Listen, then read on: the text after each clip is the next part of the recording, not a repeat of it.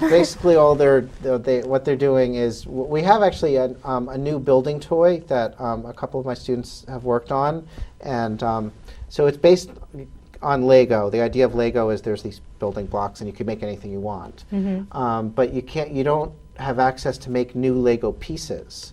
So if you've built a lot with Lego, you're like, oh, I wish I had this piece, and you sort of know what the piece should be, but you have no way of like bringing it into being. So we created this building kit that with software on the computer, we specify the parts, and then I have a machine in my lab that can be used to fabricate the parts. So we have these pieces that are called Triscuits because they sort of they remind us of the Triscuit cracker. So it's like a waffle kind of plastic. So kids are building little models with these Triscuits, and the last 2 sessions they've been wiring up motors with a battery pack, a motor, and a switch and wires.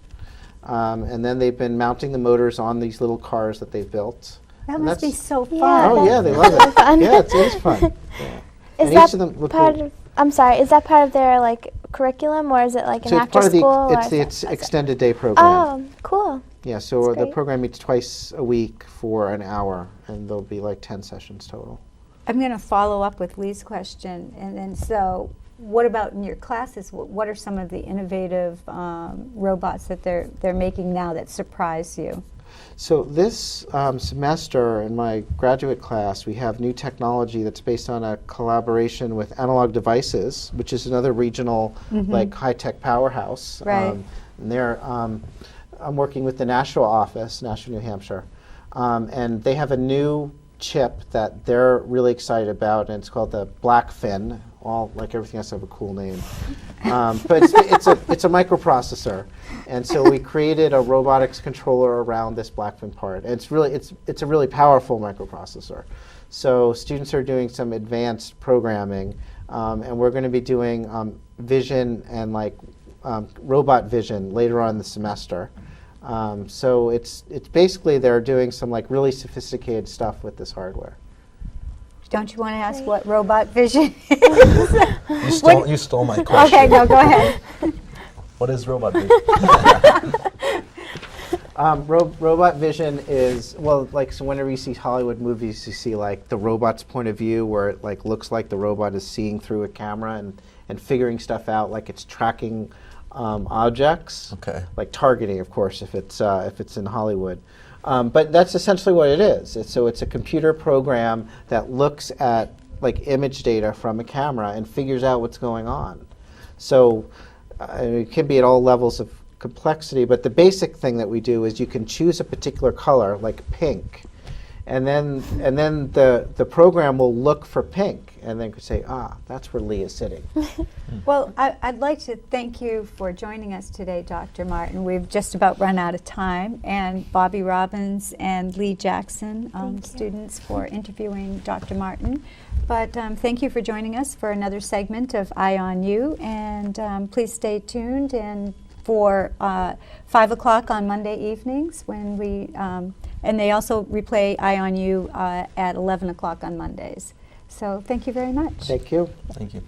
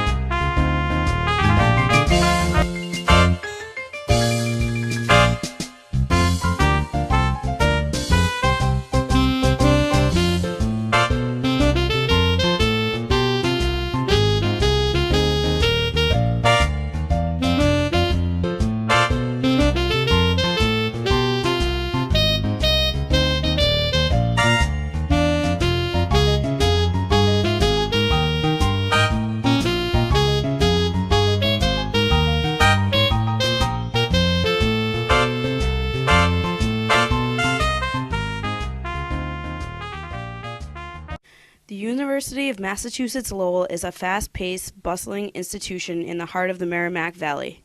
Here, technology and modernity reign in the lives of its students. Laptops and iPods are as much a part of the latest fashion as windswept hair and Louis Vuitton handbags.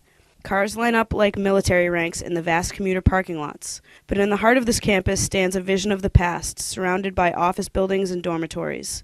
Little is known among students about the Allen House, which sits on a hill overlooking the mighty Merrimack. Yeah, I heard it was haunted, but there's like stray cats in there or something. Yeah, I heard, I don't know, a couple of years ago that some assistant dean killed himself in there, something like that. Supposedly it's haunted. It is not surprising that these are some of the most common responses as to what the Allen House is or was. There's little information about the Allen House, but its history can be traced back to 1854 when Abriel Rolfe built the house for his family, dubbing it the Terraces. Rollin White bought the house in 1864, living in it for about 15 years before selling it to Charles H. Allen in 1890, and the Allen name remained with the house until today. The house changed hands again in 1944 to the Grey Nuns of Ottawa, an order of nuns founded in 1846 by Sister Elizabeth Bruyere of Montreal to help the sick and destitute. The Commonwealth of Massachusetts purchased the Allen House in 1959 for $100,000 as the growing city of Lowell and eventually Umass Lowell grew up around it. Up until the middle of the 1970s, it was used as a dormitory, administrative building, and for school functions. According to the project manager for the Allen House's development, Hector Valdez, it has not been used since then due to disrepair. However, the house will undergo costly renovations this year to make it usable while still retaining its historic structure. Well, in the last 5 to 10 years, the university made a concerted effort to keep the shell of the building in good order. They put a new roof on it, they've reglazed the windows, and kept the inside, although the inside is in really rough shape, the exterior has been upkept. The only minor item we're going to have to fix is repointing of the brick exterior, but other than that, the exterior was kept up on purpose because we planned on renovating the building.